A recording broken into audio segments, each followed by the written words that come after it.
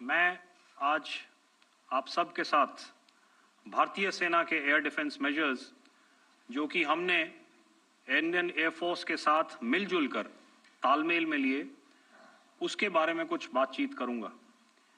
इस विषय में मैंने कल भी कुछ टिप्पणी करी थी, लेकिन आज मैं इस युद्ध के अहम एस्पेक्ट के बारे में आपको थोड़ा और पर्सपेक्टिव देना चाहता हूं। हमें एयर डिफेंस ऑपरेशन सिंदूर के एयर डिफेंस की कार्रवाई को एक कॉन्टेक्स्ट में समझने की आवश्यकता है। मैंने आपको कल बताया था कि पिछले कुछ सालों में आतंक की गतिविधियों का कैरेक्टर जो है उसमें कुछ बदलाव आ रहा था। अब हमारी मिलिट्री के साथ साथ मासूम सिविलियंस जो कि अपना बचाव करने में विफल थे, उन पर भी हमले हो रहे थे। 2024 में जम्मू सेक्टर में शिवखोरी मंदिर को जाते हुए यात्री और इस साल अप्रैल में पहलगाम में मासूम पर्यटक इस खतरनाक ट्रेंड के विशेष उदाहरण हैं।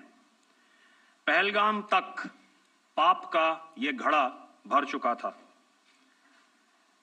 उसके बाद जो हुआ उसके बारे में हम कल विस्तार में बातचीत कर चुके हैं, क्योंकि आतंकियों पर हमारे सटीक हमले लाइन ऑफ कंट्रोल और इंटरनेशनल बाउंड्री को पार करे बिना किए गए थे। हमें पूरा अंदेशा था कि पाकिस्तान का वार भी बॉर्डर के उस पार से ही होगा। इसलिए हमने अपनी एयर डिफेंस की पूरी तैयारी पहले से ही कर ली थी। हमारी इन्वेंट्री में शामिल counter manned aerial systems, electronic warfare के साधन और एयर डिफेंस वेपन्स का इंडियन एयरफोर्स के इसी प्रकार के सिस्टम्स के साथ एक अनोखा मिश्रण किया गया। इसलिए आपने देखा कि जब जब पाकिस्तान एयरफोर्स ने हमारे एयरफील्ड्स और लॉजिस्टिक इंस्टॉलेशंस में 9 और 10 मई की रात को लगातार हमले किए, वो इस मजबूत एयर डिफेंस ग्रिड के सामने विफल हो गए। आपके सामने इस ग्रिड को एक तरीके से दर्शाया गया है। आप देख रहे हैं कि इंटरनेशनल बाउंड्री से कितनी layers, radars, counter unmanned aerial systems, उसके पीछे शोल्डर फायर्ड वेपन्स, हमारे विंटेज एयर डिफेंस वेपन्स जो कि काफ़ी सालों से हमारी सेना में हैं। एयर मार्शल भारती ने भी उसके बारे में बात करी। और लास्ट में हमारे modern air defence weapon systems. तो कोई मौका नहीं था कि पाकिस्तान एयरफोर्स ये मल्टी टियर डिफेंस को पार करके पीछे हमारी एयरफील्ड्स या लॉजिस्टिक इंस्टॉलेशंस को टारगेट कर पाए। ये जो डायग्राम आप अपने सामने देख रहे हैं, ये मुझे एक इंसिडेंट की याद दिला रहा है।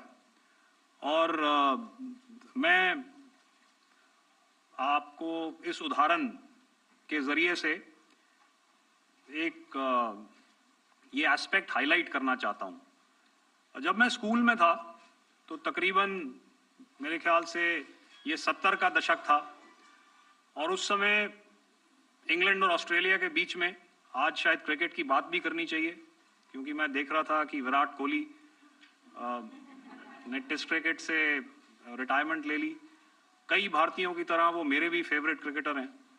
तो 70 के दशक में ऑस्ट्रेलिया और इंग्लैंड की फेमस एशेज सीरीज चल रही थी, और उस समय ऑस्ट्रेलिया के दो बहुत तेज गेंदबाज जो कि क्रिकेट हिस्ट्री में बड़ा उनका नाम है, जेफ थॉमसन और डेनिस लिली, उन्होंने अंग्रेजी बैट्समैन और उनकी बैटिंग लाइनअप को तहस नहस कर दिया था। और ऑस्ट्रेलियंस ने उस समय एक कहावत निकाली थी, that from ashes to ashes and from dust to dust, if Thomo don't get here, then Lily surely must। और अगर आप इस लेयर को देखें तो आप समझ जाएंगे कि मैं आपको क्या बताने की कोशिश कर रहा हूं। तो अगर आप सारे सिस्टम्स को पार कर भी गए तो आपको फिर भी एयरफील्ड या लॉजिस्टिक इंस्टॉलेशन या जो भी चीज को आप टारगेट कर रहे हैं उसमें पहुंचने से पहले कोई ना कोई इस लेयर्ड ग्रिड का सिस्टम जरूर गिरा देगा।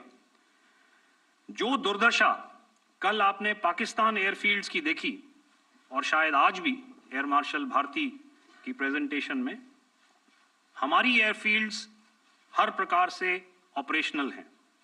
यही नहीं, पाकिस्तान के ड्रोन्स और वेपनाइज्ड यूएवीज से की गई हमलावर कोशिशें भी इस ग्रिड के कारण नाकाम हुई और जो बचे कुचे ड्रोन्स थे उन्हें हमारे शोल्डर फायर्ड हथियारों से मार गिराया गया। मैं यहां पर अपनी बॉर्डर सिक्योरिटी फोर्स की भी सराहना करना चाहता हूं। उनके डायरेक्टर जनरल साहब से लेकर बॉर्डर पर तैनात बीओपी पर पहरा देने वाले आखिरी जवान भी हमारे इस अभियान में बढ़ चढ़कर शामिल हुए और बहुत बहादुरी से उन्होंने हमारा साथ दिया।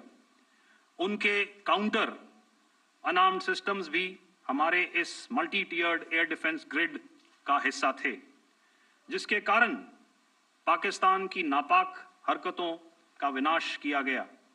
आपने सुना ही होगा, जब हौसले बुलंद हों तो मंजिलें भी कदम चूमती हैं। In the end, I would like to highlight again that in every single domain that Operation Sindhur has been prosecuted, there has been absolute synergy between the three services.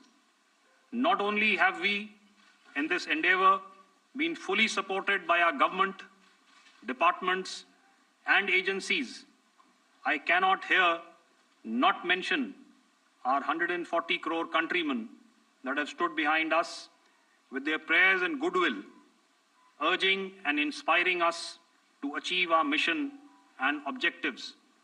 For that, we salute you. You are indeed the best. Jai Hind.